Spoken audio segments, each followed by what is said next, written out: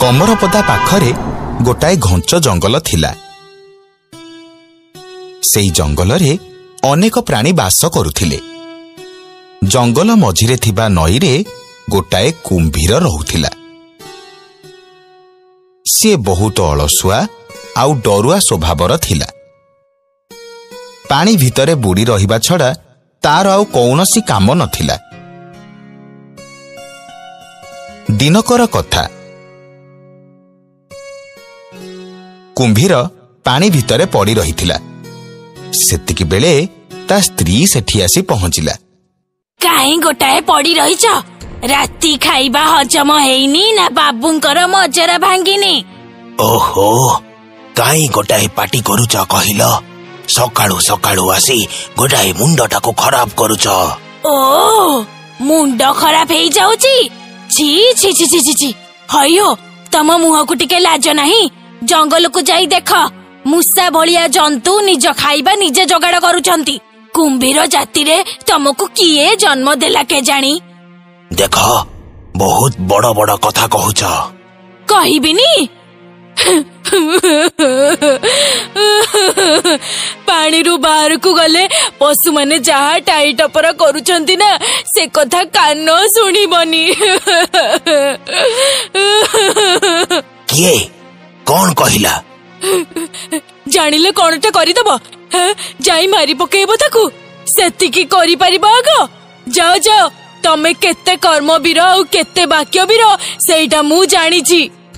कुंभीर को ता स्त्री कथा बहुत खराब लागिला। नहीं, मते किछि गोटे करिबाकू पड़िबो। सब बेले अपमान आउ सही हब नाही। कुंभीर पानी रु बाहरी जंगल भितर को गला। सेठी सबु प्राणी माने ताकू देखि हसिले। किछि समय परे से गोटाए हरिण को देखिला। अरे वाह, एई हरिणटा तो बहुत हृष्टपृष्ट हेइछि। आज याकू मारिकी नहीं मो स्त्री को देवी।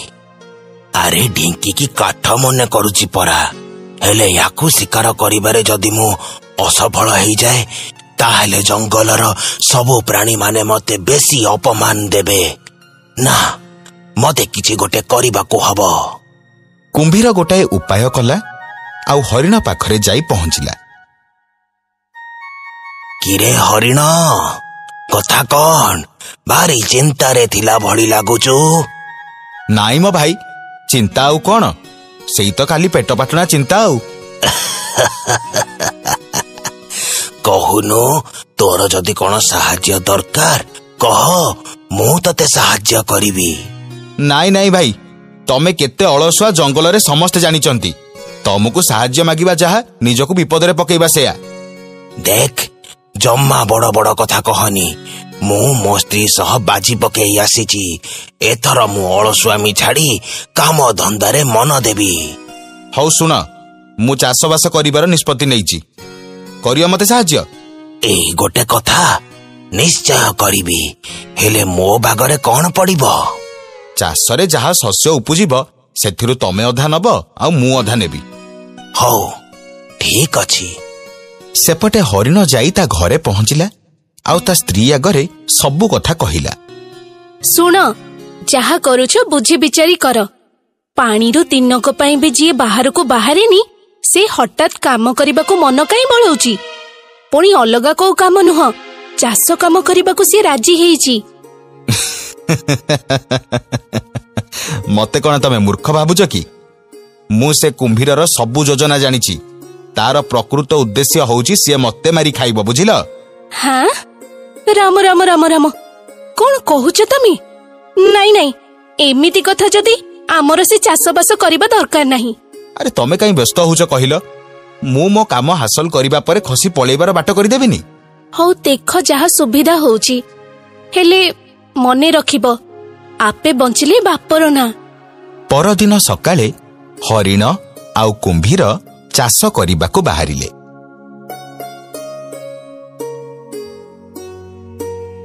सुन हरिण, आज आमे जो चाष करिबा सेथिरो जहा फळिबो मु ऊपरे फळिथिबा अंश नेबी। एई गोटाए कथा, जमारु व्यस्त हुअनी। चल, आज आमे आलू चाष करिबा। हरिण आउ कुंभीर ଆଳୁ ଚାଷ ଆରମ୍ଭ କଲେ। କିଛି ଦିନ ପରେ ଜମିରେ ଆଳୁ ଫଳିଲା। ଆଳୁ ଯେହେତୁ ମାଟି ତଳେ ଫଳେ, ହରିଣ ସବୁ ଆଳୁ ନେଇଗଲା ଆଉ କୁମ୍ଭୀରକୁ ଖାଲି ପତ୍ର ପୁଳାଏ ଦେଇଦେଲା।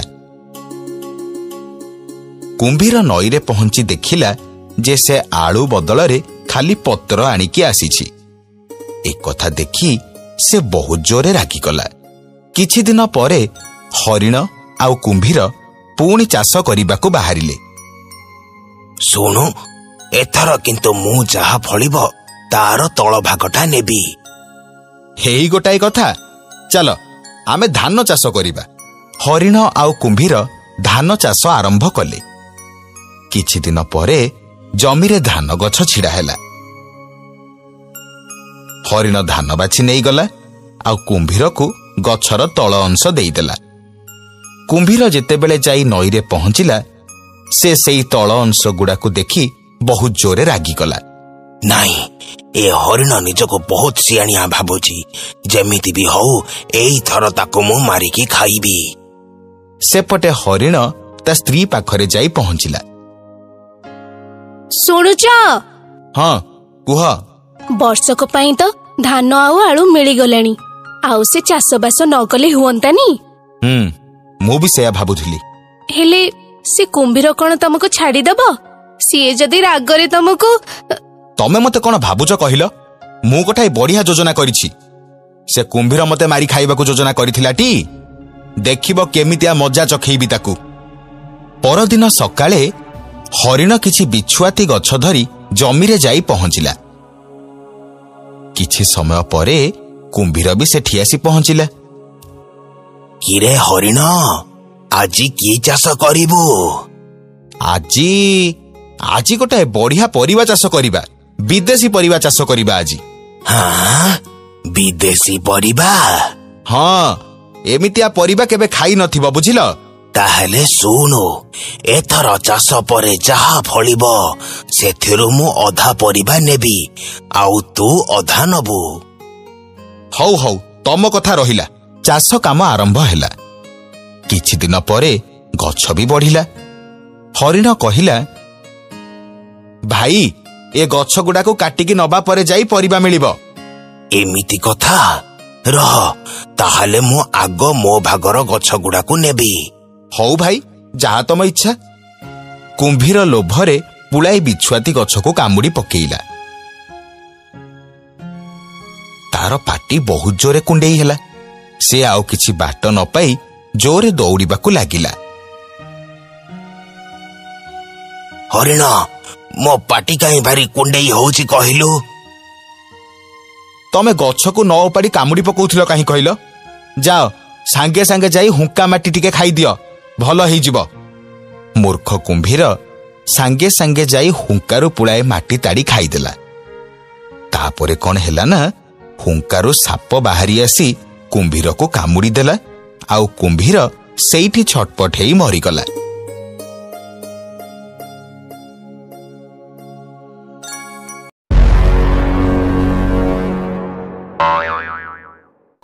ଗୋଟିଏ ଜଙ୍ଗଲରେ ବାଘ, ଭାଲୁ, ସିଂହ, ହରିଣ ଆଦି ପଶୁମାନେ ରହୁଥିଲେ। ହେଲେ ସେ ଜଙ୍ଗଲରେ ଗୋଟିଏ ବି ବିଲୁଆ ନଥିଲେ। ସେଥିପାଇଁ ଜଙ୍ଗଲର ସବୁ ପଶୁମାନେ ନିଜକୁ ବହୁତ ଚାଲାକ ଆଉ ବୁଦ୍ଧିଆ ବୋଲି ଭାବୁଥିଲେ। ଦିନକର କଥା। ଜାଣିଛ ହାତୀ ଭାଇ, ଏଥର ଆମ ଜଙ୍ଗଲରେ ମନ୍ତ୍ରୀ ପଦବୀଟା ମୁଁ ପାଇବି। ଆଚ୍ଛା, କେମିତି? ଆମ ଜଙ୍ଗଲରେ ମୁଁ ସବୁଠୁ ଅଧିକ ଚାଲାକ ଆଉ ବୁଦ୍ଧିମାନ। ତମେ ମନେ ମନେ ନିଜକୁ ଚାଲାକ ଭାବିଲେ କଣ ତମେ ମନ୍ତ୍ରୀ ହେଇଯିବ? ସେଥିପାଇଁ ନିଜକୁ ପ୍ରମାଣିତ କରିବାକୁ ହବ। ହଁ, ଯାହାର ଯାହା ଅସୁବିଧା ହବ ମୁଁ ତାକୁ ମୋ ବୁଦ୍ଧି ଖଟେଇ ସମାଧାନ କରିବି। ଦେଖିବ, ମତେ ସମସ୍ତେ ବହୁତ ଚାଲାକ ଆଉ ବୁଦ୍ଧିମାନ ବୋଲି କହିବେ, ଆଉ ମନ୍ତ୍ରୀ ପଦ ମତେ ହିଁ ମିଳିବ। ସେ ସବୁ କଥା ଛାଡ, ପ୍ରଥମେ ମୁଁ ଗୋଟେ କଥା ପଚାରୁଛି, ତାକୁ ସମାଧାନ କରିକି ଦେଖାଅ। ହଁ, ପଚାର, ମୁଁ ନିଶ୍ଚୟ ତମକୁ ଉତ୍ତର ଦେବି। ଆଚ୍ଛା କହିଲ, ଗୋଟିଏ ଡଙ୍ଗାରେ 10ଟା ଶୁକୁଆ ଯାଉଥିଲେ, ସେଥିରୁ ଗୋଟାଏ ଶୁକୁଆ ପାଣିକୁ ଡେଇଁ ପଡିଲା, ତାହେଲେ ଡଙ୍ଗାରେ ଆଉ କେତେଟା ଶୁକୁଆ ରହିଲା? ଏଇ ଗୋଟେ କଥା, 10ଟାରୁ ଗୋଟେ ଡେଇଁ ପଡିଲା, ତାହେଲେ ଆଉ 9ଟା ଶୁକୁଆ ରହିଲା। କଣ ହେଲା, ହସୁଛ କାହିଁକି?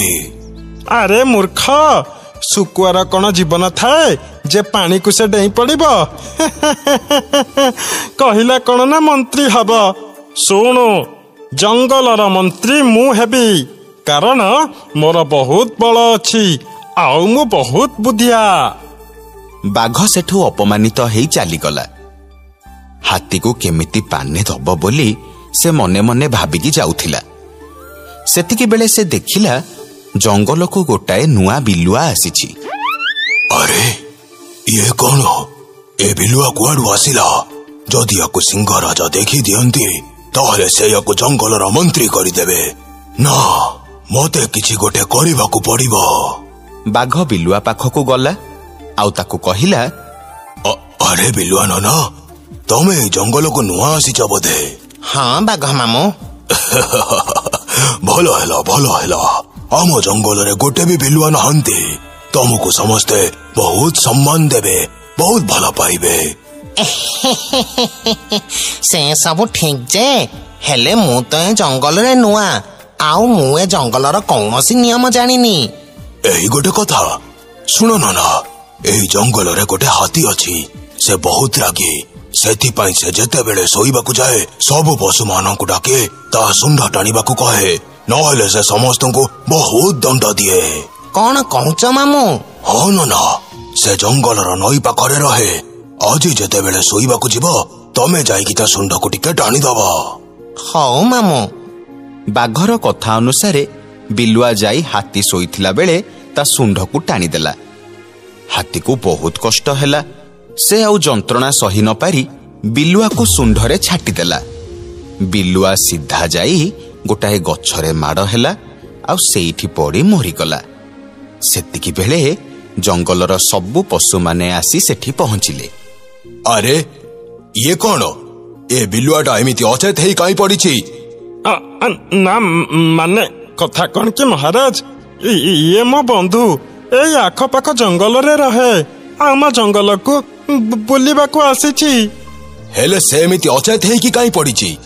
ନା, ସେ ଏତେ ବାଟ ଚାଲିକି ଆସିଛି ତ ସେଥିପାଇଁ ସେ ଥକି ପଡି ଶୋଇ ପଡିଛି।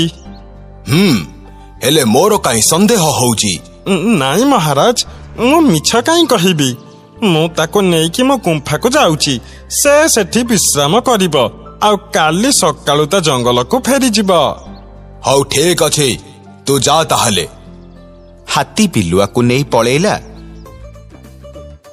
ଆଉ ତାକୁ ନଈ ପାଖରେ ଗୋଟାଏ ଜାଗାରେ ପୋତିଦେଲା। ଧୀରେ ଧୀରେ ଜଙ୍ଗଲରେ ସବୁକିଛି ପୂର୍ବ ଭଳି ହେଇଗଲା। ହାତୀ ଆଉ ବାଘ ବି ବିଲୁଆ କଥା ଭୁଲିଗଲେ। ଦିନେ ରାତିରେ ହାତୀ ନଈକୁ ପାଣି ପିଇବାକୁ ଯାଇଥିଲା। ସେତିକି ବେଳେ ହଠାତ୍ ସେ ଗୋଟିଏ ଛାଇ ଦେଖିଲା। କିଏ ସେଠି? ଆରେ ଏ ଛାଇ କାହାର? ହାତୀ ଯେମିତି ସେ ଛାଇ ପାଖକୁ ଗଲା, ହଠାତ୍ ସେ ଛାଇ କୁଆଡେ ଚାଲିଗଲା। ହାତୀ ଭୟରେ ତା ଗୁମ୍ଫାକୁ ଦୌଡ଼ି ପଳେଇଲା ଆଉ ପରଦିନ ବାଘ ଆଗରେ ସବୁ କଥା କହିଲା। ତମ ମୁଣ୍ଡ ଖରାପ ହେଇଗଲାଣି ବୁଝିଲ? ମାନେ? ଶୁଣ, ଏଇ କଥା ମତେ କହିଲ, ବାହାରେ ଆଉ କାହାକୁ ବି କହିବନି। ଅନ୍ୟ ପଶୁମାନେ ତମକୁ ପାଗଳ ବୋଲି ଭାବିବେ। ନାଇଁ ଭାଇ, ମୁଁ ସତ କହୁଛି। ଯାଅ, ଏଇ ବାଜେ କଥା ଆଉ କାହା ଆଗରେ କହିବ? ମୋ ପାଖରେ ଏଗୁଡା ଶୁଣିବାକୁ ଏତେ ସମୟ ନାହିଁ। ବାଘ ସେଠୁ ଚାଲିଗଲା। ରାତିରେ ସେ ଯେତେବେଳେ ପାଣି ପିଇବାକୁ ଗଲା, ହଠାତ୍ ସେ ଗୋଟିଏ ଛାଇ ଦେଖିବାକୁ ପାଇଲା। କିଏ ତୁ? ବାହାରକୁ ଆସ। ଛାଇଟି ଧୀରେ ଧୀରେ ବାଘ ଆଡକୁ ଆସିଲା। ବାଘ ଛାଇକୁ ଦେଖି ଭୟରେ ତା ଗୁମ୍ଫାକୁ ଚାଲିଗଲା।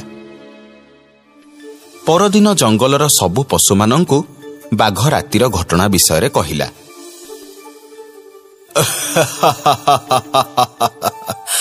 ବାଘ, ତୁ ଏ କଥା ଆମ ଆଗରେ କହିଲୁ।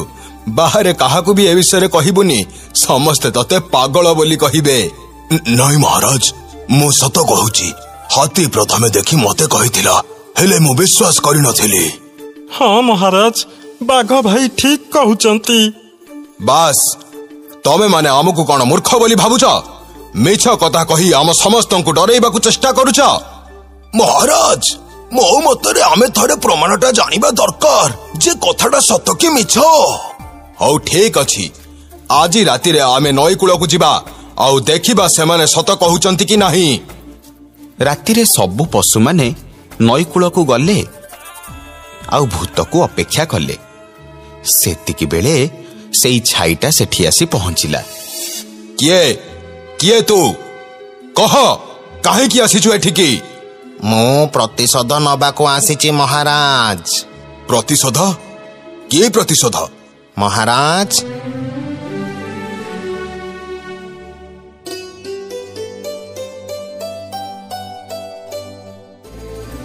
ହଁ କଣ କହୁଛୁ ତୁ? ବାଘ, ହାତୀ, ଇଏ ଯାହା କହୁଛି ସେ ସବୁ କଣ ସତ? ନାଇଁ ମାନେ ମହାରାଜ, କଥା କଣ କି? ସତ କଥା କୁହ, ନହେଲେ ମୁଁ ଏଇଠି ତମ ଜୀବନ ନେଇଯିବି। ମହାରାଜ, ସେ ସତ କହୁଛି। ଆମେ ହିଁ ପ୍ରକୃତ ଦୋଷୀ। ବାଘ ଭାଇ ଆଉ ମୁଁ ମିଶି ତାକୁ ମାରିଛୁ। ସେତିକି ବେଳେ ନଈ ପାଖ ବୁଦାରୁ ବିଲୁଆ ବାହାରି ଆସିଲା ଆଉ କହିଲା, ମହାରାଜ, ମୁଁ ହଉଛି ସେଇ ବିଲୁଆ। ମୁଁ ମରିନି, ମୁଁ ବଞ୍ଚିଛି। ହାତୀ ଭାଇ ମତେ ପୋତିବା ପରେ ଭଲ କି ମାଟି ପକେଇ ନଥିଲେ, ତେଣୁ ଚେତା ଫେରିବା ପରେ ମୁଁ ସେ ଗାତରୁ ଉଠି ଆସି ଏମାନଙ୍କୁ ଶାସ୍ତି ଦବାକୁ ଏଭଳି କାମ କଲି। ସତରେ ବିଲୁଆଠୁ ଚାଲାକ ଆଉ ବୁଦ୍ଧିମାନ ଆଉ କେହି ବି ନୁହଁ। ମୁଁ ହାତୀ ଆଉ ବାଘଙ୍କୁ ନିର୍ବାସନର ଦଣ୍ଡ ଦେବା ସହ ବିଲୁଆକୁ ଜଙ୍ଗଲର ମନ୍ତ୍ରୀ ହେବାର ଅନୁମତି ଦଉଛି। ଏଥିରୁ ଆମେ କଣ ଶିଖିଲେ?